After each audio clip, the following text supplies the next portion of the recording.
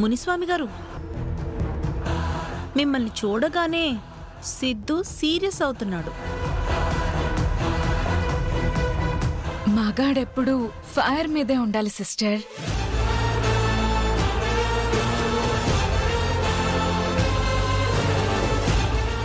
రేయ్ సిద్ధు, ఇలా రా. రా బంగారం, రా. మునిస్వామి గారు ఇప్పుడే వస్తాను. రేయ్ సిద్ధు, ఇట్రా, నీతో మాట్లాడేది ఉంది. ఇలా రా. ఏంటన్నా?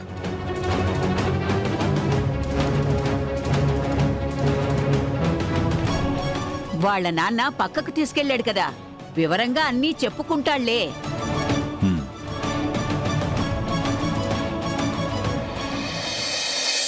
నువ్వు రా. ఏంటన్నా ఏం చేస్తున్నారు మీరు? సిద్ధు, నువ్వు ఆవేశపడకుండా ఆలోచన చేస్తూ విను. మనం ఇప్పుడు అధికారంలో లేము. మళ్ళీ 3-4 ఓపిక పడితే గాని అధికారం పడతామో లేదో గ్యారంటీ లేదు. ఈసారి నేను మిమ్మల్ని ఎమ్మెల్యేగా గెలిపించుకుంటానన్నా. అప్పుడెప్పుడో వచ్చే ఎన్నికల్లో నేను జెండా ఎగరవేయడం కాదు సిద్ధు. ఇప్పుడొచ్చే మేయర్ పదవి రేసులో గెలుపు గుర్రంలా నా కొడుకుండాలి. దానికి మునుస్వామి వాళ్ళకి సంబంధం ఏంటి? సంబంధమే ఉంది. ఒరే నాన్న, మనం రాజకీయంగా ఎదగాలంటే కావాల్సింది బలమైన రాజకీయ నాయకుడితో చేతులు కలపడం. వాడితో గొడవ పడితే ఓట్లు చీలిపోతాయిరా. ఎందుకంటే అధికారంలో ఉన్నవాడికి ధనబలం జనబలం రెండూ ఉంటాయి. రాజనీతిలో ముందుకు వెళ్లాలంటే మునిస్వామిని మంచిగా చేసుకోవాలి. మనమేం మోసం చేయం. కానీ మనకి పోటీ కాకపోయినా రాజకీయంగా శత్రువు కదా. రేయ్, రొమ్ములు గుద్దుకుంటేనే యుద్ధం, భుజాలు రాసుకుంటే బలం. మీ నాన్న వాణ్ణి మించిన స్థాయిలో ఉంటే నీకు చూడాలని ఉందా లేదా? ఎప్పుడు ఉంటది నాన్న. నీకోసం నేను ప్రాణమైనా ఇస్తాను. మునిస్వామితో పీచి పెట్టుకోనని నాకు మాటివ్వు చాలు. మిగతాది నేను చూసుకుంటాను.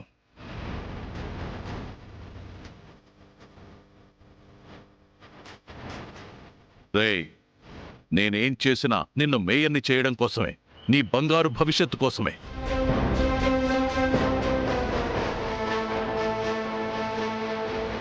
అలాగే నాన్న. మిమ్మల్ని అవమానించినా మీ జోలికి వచ్చినా మాత్రం నేను ఊరుకోను. మనల్ని తెగ గౌరవించేలా నేను చూసుకుంటాను. నువ్వు అన్నిటికీ ఊ అని చాలు. అలాగే నాన్న. శభాష్ రా. రా.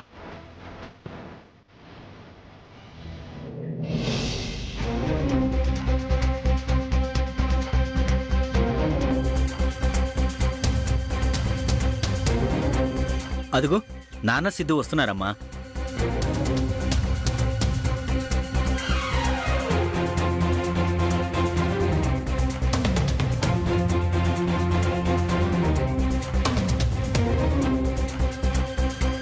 వాతావరణం చల్లబడినట్టుందేంటి? సిద్ధు, మన మునుస్వామి నీకు తెలుసు కదా, మన ఎమ్మెల్యే.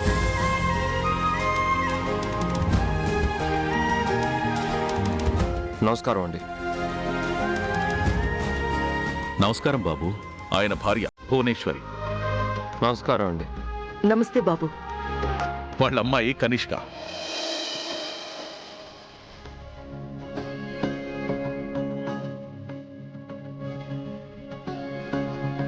హాయ్.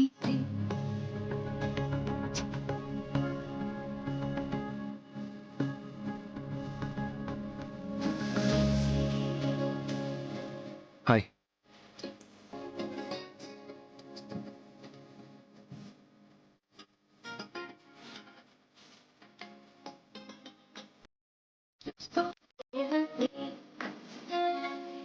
అబ్బా, ఏం పట్టు సిద్ధు నీది. చెయ్యి పట్టుకుంటేనే నాకు ఫీలింగ్స్ వచ్చేస్తున్నాయి. ఇంకా అదేం పట్టుకుంటే నీ బాడీకి భక్తురాలను అయిపోతానేమో. నా మీద కోపం తగ్గిందా సిద్ధుబాబు?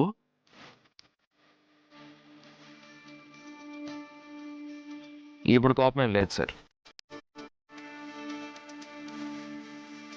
అన్నయ్య గారు అర్థమయ్యేలా చెప్పారనుకుంటా. చెప్పారండి. ఇప్పుడు ఓకే.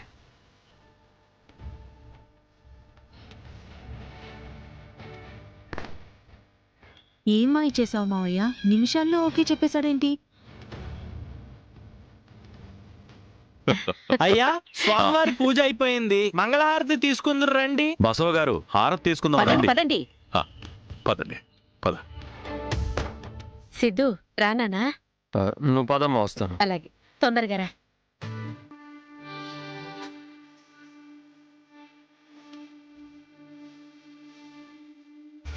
ఓం జాతవేదసే సునవామ సోమమరాతి యతో నిదహాతి వేదః సనః పర్షదతి దుర్గాణి విశ్వానావేవ సింధుందురితాత్యగ్నిః. పంతులు గారు, ఈ చీర ఎవరిది పంతులు గారు? ఇది అమ్మవారి శేషవస్త్రం. ఎమ్మెల్యే మునుస్వామి గారి అమ్మాయికి, వారి కాబోయే అల్లుడికి ఇప్పించడానికి ఉంచాం. మీకు శేషవస్త్రం ప్రాముఖ్యత తెలుసు కదూ? అది చాలా పవిత్రమైంది. దాన్ని ధరించిన వారికి చాలా శుభాలు జరుగుతాయి. అవును పంతులు గారు, శేషవస్త్రం చాలా పవిత్రమైనది. నేను శేషవస్త్రం ధరించాకే మాకు బాగా కలిసొచ్చింది. అవునమ్మా, మీరందరూ కూడా దీనికి దండం పెట్టుకోండి.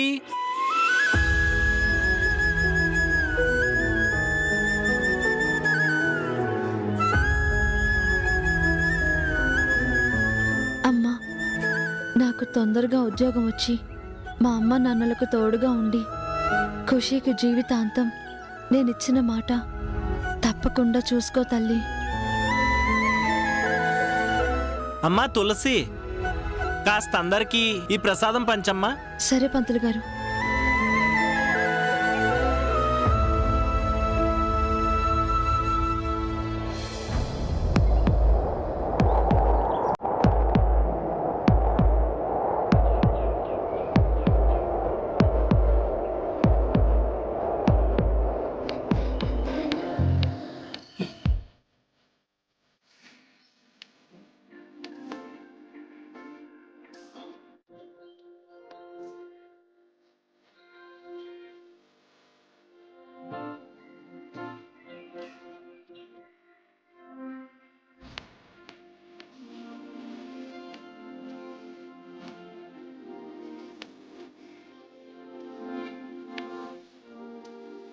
గర్భగుడిలో దేవుడున్నాడు.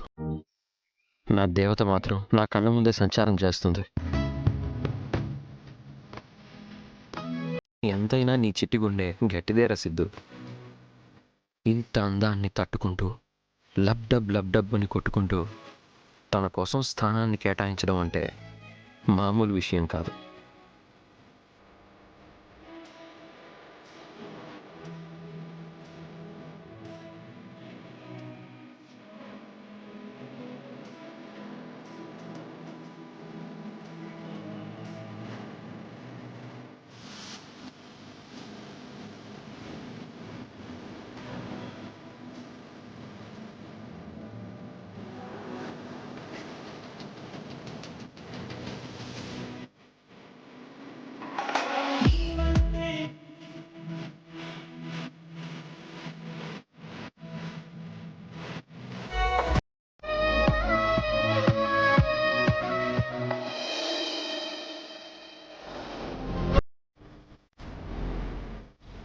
అమ్మమ్మ, ఇది మీరు తీసుకెళ్లేదు కాదు. ఈసారి వేలంపాటలో మునిస్వామి గారికి దక్కింది. భక్తుల దర్శనార్థం మటుకే ఇక్కడ ఉంచాం. ఈ అమ్మవారి శేషవస్త్రాన్ని అందుకున్న వాళ్ళకి అదృష్టము శుభం కలుగుతుందంట. మునుస్వామి గారి కుటుంబం చాలా అదృష్టవంతులు. అవునమ్మా.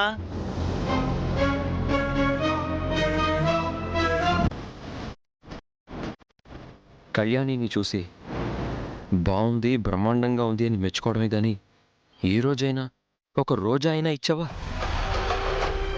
ఈరోజు ఈ అమ్మవారి చీరని ఇవ్వు. తనకి మేలు జరిగితే అంతకన్నా సంతోషమైన విషయం ఇంకేమైనా ఉంటుందా?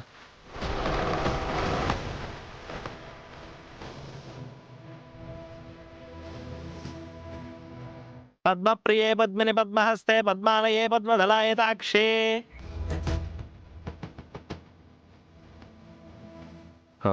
పంతులు గారు, అమ్మవారికి అర్చన చేయించాలి. అలాగే నాయనా. ఒక్క నిమిషం నాయనా, పూజ సామాన్లు తీసుకుని వస్తాను.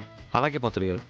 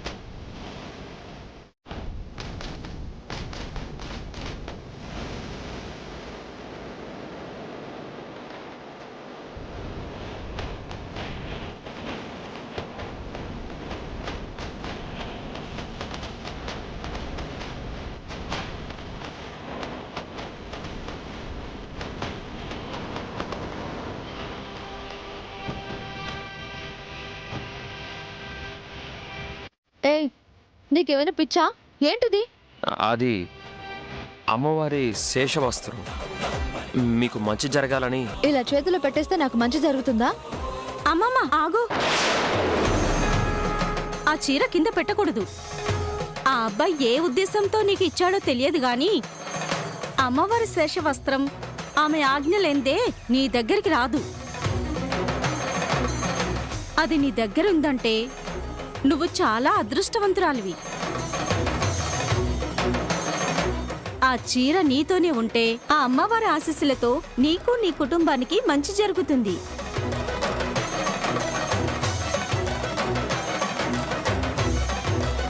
చూడు, నా మీద కోపంతో నీకు జరగబోయే మంచిని దూరం చేసుకోకు.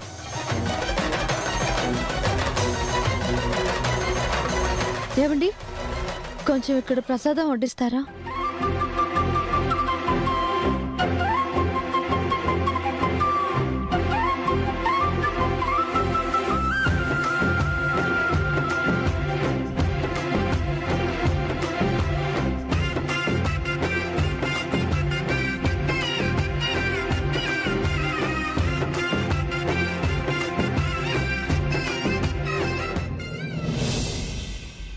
బసవయ్య గారు, మీ వాడిని త్వరగా రమ్మని ఫోన్ చేయండి. దుర్ముహూర్తం రాకముందే శేషవస్త్రం మా అమ్మాయికి ఇవ్వాలి కదా. హా,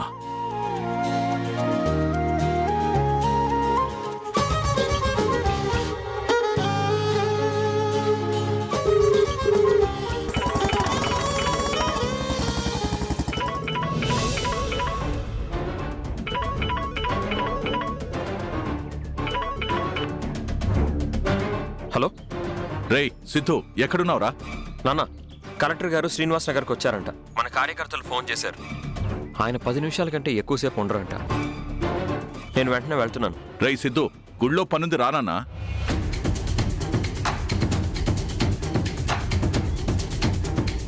ఆ పనేదో మీరు చూసుకోండి నాన్న. నేను కార్యకర్తలకు అండగా నిలబడకపోతే లేనిపోని ఇబ్బందులు వస్తాయి కదా. సిద్ధు, ఓ 5 నిమిషాలు రారా. హలో సిద్ధు, సిద్ధు.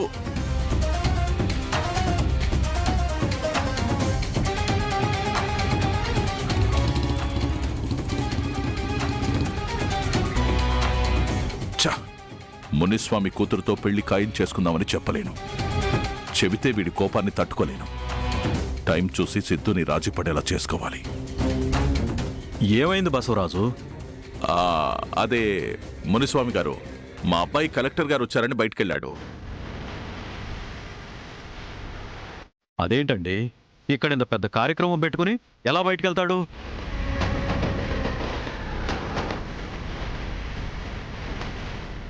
ఒరే బసవా, ఫోన్ చేశావుగా, ఏమన్నాడు? నీకు తెలిసిందే కదమ్మా, కలెక్టర్ వచ్చాడంట. శ్రీనివాస్ నగర్ దాకా వెళ్తున్నాడు. దరిద్రం వదిలిపోయింది. అయినా మొదటి నుంచి వాడు అంతే కదమ్మా, వాడు అనుకున్నదే చేస్తాడు, చెప్పిందేది చేయడు. ఏంటి బసవరాజు, మీ అబ్బాయి వెళ్ళాడా? మీరే పంపించారా?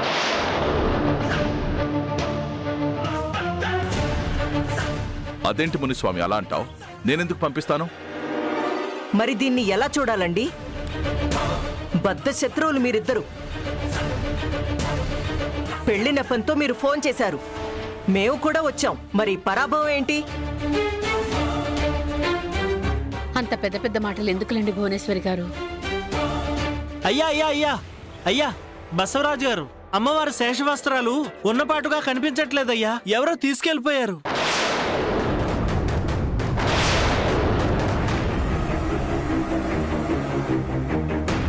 ఎవరు తీసుకెళ్తారో వెళ్ళి వెతికించండి. ఎవ్వరూ తీసుకెళ్ళలేదండి, వీళ్లే తీసుకెళ్లేలా చేశారు.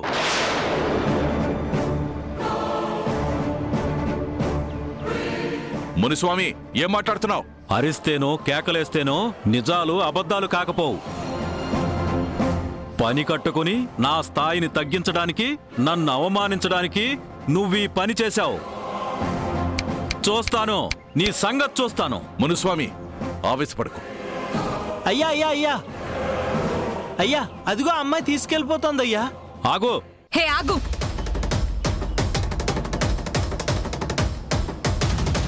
బసవ ఆగు, నువ్వు ఆగరా. లేనిపోని నిందలొస్తాయి తర్వాత. హే, ఇలా చేయడానికి నీకు షేమ్గా అనిపించట్లేదా? నేనేం చేశాను? చేతిలో అమ్మవారి చీరని పట్టుకుని నేనేం చేశానంటావేంటి? ఏమ్మా, మేము ఒక శుభకార్యం కోసం అమ్మవారికి పూజ చేయించిన చీర అక్కడ పెడితే నువ్వెలా తీసుకుంటావు? అయ్యో, నేను తీసుకోలేదు సార్. నువ్వు తీసుకోకపోతే చీరని నీకు నీ మొగుడిచ్చాడా? ఏంటండి అలా మాట్లాడతారు? నీతో మర్యాదగా మాట్లాడాలి అని నువ్వే డిసైడ్ చేస్తావా? నా కాబోయే భర్త చేతుల మీదుగా ఈ చీర తీసుకోవాలనుకున్నాను. నువ్వు దాన్ని దొంగతనం చేశావు. నాకిది అవసరం లేదండి, అపార్థం చేసుకోకండి. నాకు చీర ఇచ్చిన అతను నీకెవరిచ్చారమ్మా? ఎక్కడ ఉన్నాడు సార్? అతను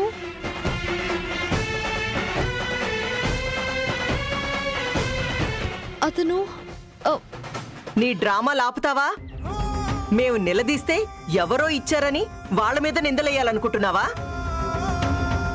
భగవంతుడి సన్నిధిలో అబద్ధం చెప్పనండి. ఎవరిచ్చారో పేరు చెప్పమ్మా.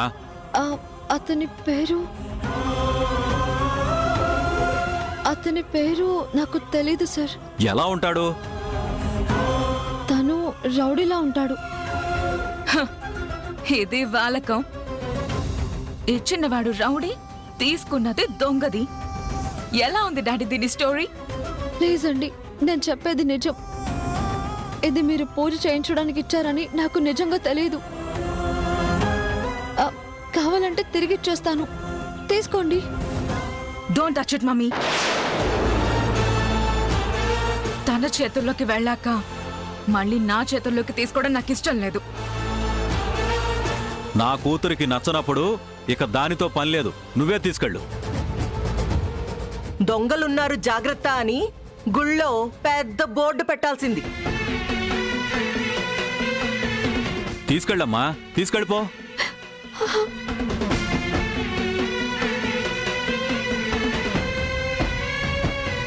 సారీ బసవరాజు గారు, జరిగింది తెలియక అపార్థం చేసుకున్నాం.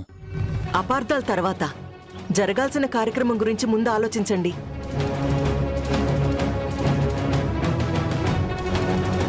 ఆలోచించేదేమీ లేదు. అబ్బాయి లేకపోయినా, అమ్మవారి చీర నా మనవడు అందించకపోయినా ఇద్దరు పెద్దలు ఉన్నారు కాబట్టి, బసవా, అబ్బాయి తరపున నువ్వు, మునుస్వామి గారు, అమ్మాయి తరపున మీరు ఇద్దరు కలిసి అమ్మవారి సన్నిధిలో పళ్ళు పువ్వులు అందించుకోండి.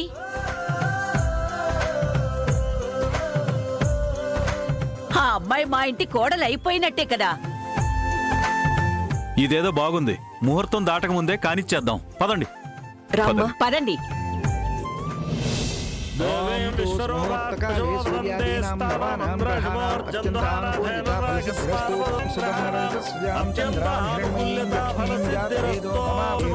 అయ్యా, తాంబూలాలు మార్చుకోండి.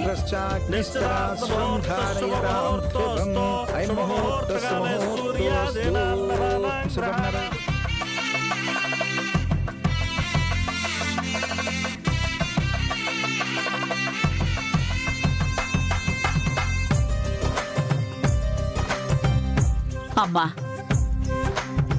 నీ సమక్షంలో పువ్వులు పళ్ళు మార్చుకున్నారు. వాళ్ళిద్దరికీ పెళ్లి జరగాలి. నా మనవడు మేయర్ కావాలి. నువ్వే మాకు రక్ష తల్లి.